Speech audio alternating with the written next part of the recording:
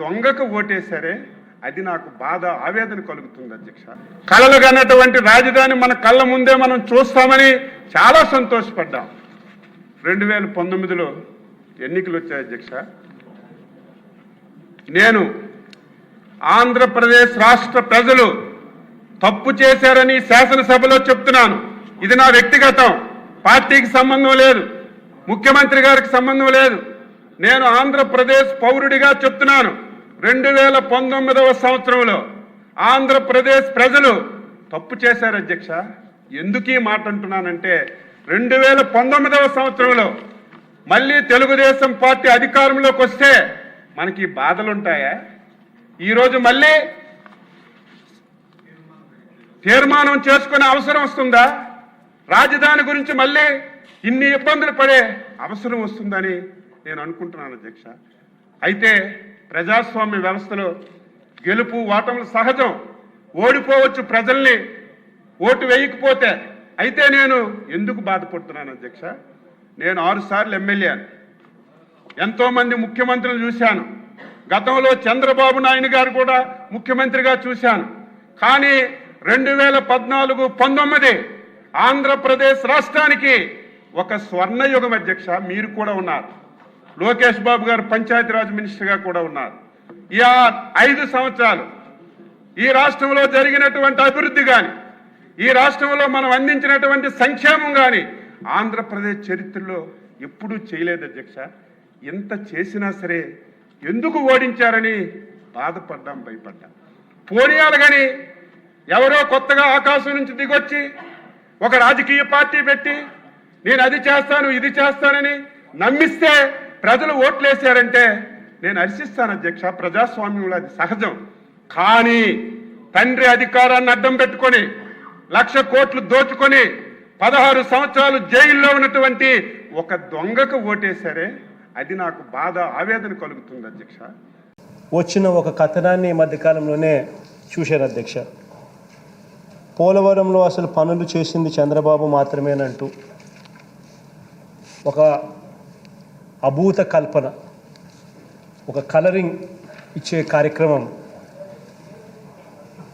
గొప్పగా. ఎందుకంటే వాళ్ళకి అన్ఫార్చునేట్గా ఏంటంటే అధ్యక్ష, మాకున్న ఇబ్బంది, వాళ్ళకున్న అనుకూలత ఏమిటి అని అంటే, చంద్రబాబు నాయుడు రాజకీయాలు చేసేది ప్రజలకు మంచి చేసి ఆ మంచి చేసింది తాను పలాని మంచి చేశాను అని చెప్పి రాజకీయాలు చేయడు అధ్యక్ష. తను రాజకీయాలు చేసేది కేవలం ఒక ఈనాడు, ఒక ఆంధ్రజ్యోతి, ఒక TV5, వీళ్ళందరికీ తోడు ఇంకొక దత్తపుత్రుడు. వీళ్ళ మీద ఆధారపడి మాత్రమే ఆయన రాజకీయాలు చేస్తారు అధ్యక్ష. అంటే ఒక అబద్ధాన్ని గొప్పగా 100 సార్లు చెప్పిందే చెప్పి అది నిజమేమో అని భ్రమ కల్పించే అంత గొప్ప స్థాయిలో గోబల్స్ ప్రచారం చేయగలిగిన గొప్ప వ్యక్తి చంద్రబాబు నాయుడు గారు అధ్యక్ష. అందులో భాగంగానే అధ్యక్ష, ఇటీవల ఎల్లో మీడియాలో వచ్చిన ఈ అభూత కల్పన క్రియేట్ చేసి ఒక కార్యక్రమం, ఒక కలరింగ్ ఇచ్చే కార్యక్రమం, పోలవరంలో పనులు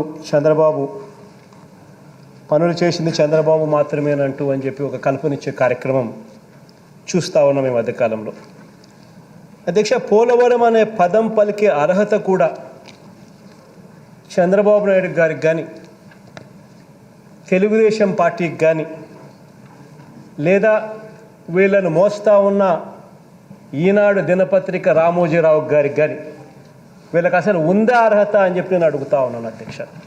పోలవరం అనే పదం పలికే అర్హత కూడా లేని వ్యక్తులు వీళ్ళంతా అధ్యక్ష. 2004లో అధ్యక్ష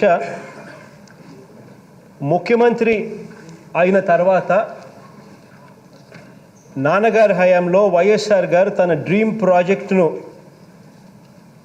పోలవరం అని చెప్పి ఆ డ్రీమ్ ప్రాజెక్టును చేపట్టే నాటి వరకు అధ్యక్ష 2004లో దివంగత నేత ప్రీతమ నాయకుడు రాజశేఖర రెడ్డి గారు నాన్నగారు పోలవరం అనే ప్రాజెక్టును చేపట్టే వరకు ఆయన చేపట్టే వరకు కనీసం వీరంతా ఏనాడైనా కనీసం పోలవరం అనే ఒక ప్రాజెక్టు ఉంది అన్న సంగతి కనీసం ఆలోచన చేశారని అడుగుతా ఉన్నాను అధ్యక్ష. నేను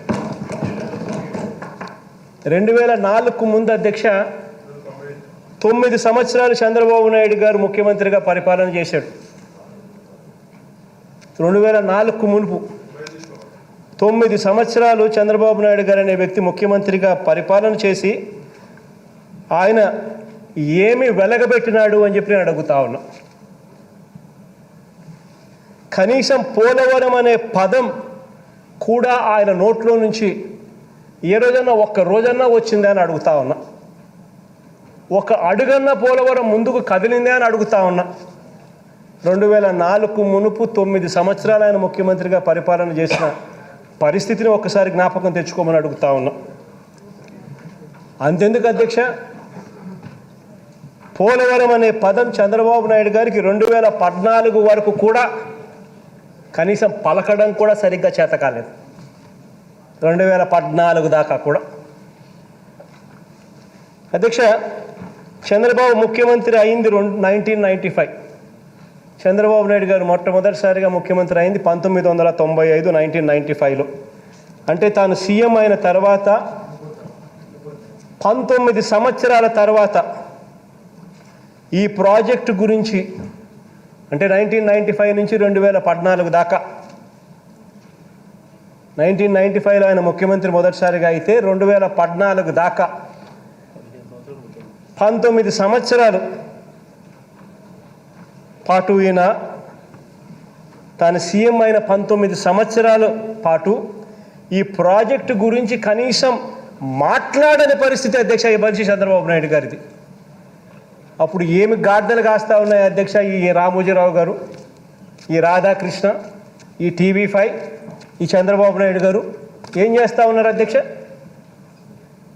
1995 నుంచి 2014 దాకా కనీసం ఈ పెద్ద మనిషి పోలవరం గురించి కనీసం మాట్లాడని పరిస్థితుల్లో ఉంటే కూడా మాట్లాడని ఈ వ్యక్తులంతా ఈరోజు కలరింగిస్తున్నారు అధ్యక్ష. పోలవరం ప్రాజెక్టు అట చంద్రబాబు నాయుడు గారే కట్టారట, బ్రహ్మాండంగా ఉరుకులు పరుగులు తీర్చాడట. కనీసం ఏదైనా చెప్పడానికి న్యాయం, ధర్మం, హొద్దో గొప్ప అన్నా కూడా కనీసం కళ్ళకు కనిపించాలి కదా అధ్యక్ష. అధ్యక్ష, పోలవరం అంటే వైఎస్ఆర్ అధ్యక్ష, వైఎస్ఆర్ అంటే పోలవరం అధ్యక్ష. ప్రారంభించింది నానే, పూర్తి చేసేది ఆయన కొడుకే అధ్యక్ష. అధ్యక్ష, ఇదే విషయాన్ని మరోసారి చెప్తూ అధ్యక్ష, పోలవరం మీద మరికొన్ని వాస్తవాలు ఈ గౌరవ సభ ద్వారా ప్రజల ముందు ఉంచుతున్నాను అధ్యక్ష. అధ్యక్ష, పోలవరం అంటే చంద్రబాబు నాయుడు గారికి ATM అధ్యక్ష. అధ్యక్ష, ఈ విషయాన్ని మేమండం లేదు అధ్యక్ష, సాక్షాత్తు ప్రధానమంత్రి మోడీ గారే, భారతదేశ ప్రధానమంత్రి మోడీ గారు అన్నారు, పోలవరం అంటే చంద్రబాబు నాయుడు గారికి ATM అని. అధ్యక్ష, బహుశా చంద్రబాబు నాయుడు గారికి ఒక్కరికే ATM కాదు అధ్యక్ష. ఇది చంద్రబాబు నాయుడు గారి ముఠా ఉంది అధ్యక్ష, ఒక గజ దొంగల ముఠా, దోచుకో పంచుకో తినుకో అనే ఒక బ్యాచ్ అధ్యక్ష. బహుశా చంద్రబాబు నాయుడు గారికి ఒక్కరికే కాదు అధ్యక్ష ఇది ATM. రామోజీ గారి ఈనాడు దినపత్రిక రామోజీరావు గారి కొడుకు వియంకుడికి కూడా ఇది ATM అధ్యక్ష. నవయుగ అనే ఒక సంస్థ రామోజీరావు గారి స్వయాన కొడుకు వియంకుడిది. నామినేషన్ పద్ధతిలో వర్కులు ఇచ్చారు. ఆయనదొక్కడితే కూడా కాదు అధ్యక్ష, దీంట్లో దోచుకో పంచుకో తినుకోలు ఇంకా కొంతమంది ఉన్నారు. సుధాకర్ యాదవ్, సాక్షాత్తు ఆయన ఇంకొక వియంకుడు,